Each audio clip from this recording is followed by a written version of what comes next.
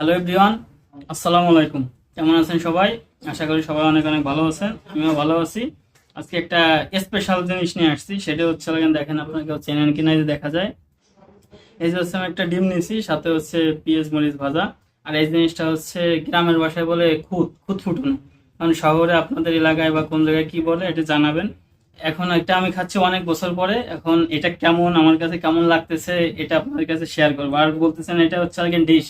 আসলে আমি ডিশি না খেলে আমার পেট ভরে না, যার কারণে আমি এই যে একটা ডিশি নিছি, এক বল দেখেন। এই সবই আমি খাইতে পারবো এবং খাইয়ে ফেলাবো। এখন আপনাদের মাঝে এটা একটু আমি খাইয়ে দেখা আসলে কেমন। দেখেন এই যে খুদ ফুটন, এই যে আসলে এটা আমি গ্রামের মানুষ ভালো খায়। আর এই খুদ ফুটো হইলে এটা তো কড়ইতে ফুটোয়, কড়ইর লাস্টে হচ্ছে তলে ওগুলো কাহা হয়, ওইটা তো আরো বেশি স্বাদ লাগে। কে কে খাইছেন সেটা জানাবেন। আর আমিও খাচ্ছি, এই যে কথা করছি, এটা ভালো লাগতেছে না, গালে তো খাইতে ইচ্ছে করতেছে খালি। সেই স্বাদ। আপনারা কে কে পছন্দ করেন ফুটফুটনও জানাবেন। আসলে এটি গ্রামের রেশে দেওয়ার একটা জিনিস হলে ভালো হয়, সেটা হচ্ছে আমের আচার আর হচ্ছে সর্ষের তেল। আর বলন হলে তো কথা নাই, কিন্তু বলন নাই বাসায়, দুঃখিত শেষ। বলন থাকলে তো আসলে খুবই ভালো হতো। বলন দিয়ে কিন্তু এটি সেই লাগে। আর এটি বর্তমান সমাজে অতটা বেশি প্রচলিত না। আগে আমাকে যারা মাছ আছিরা ছিল তারা এগুলো বেশি রান্না করতে বেশি খাইতো।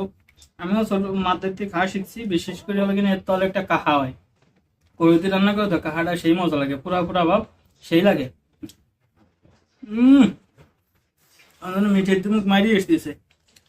কে কে খাইছেন, কার কার কাছে কেমন লাগে সেটি কমেন্টে জানাবেন।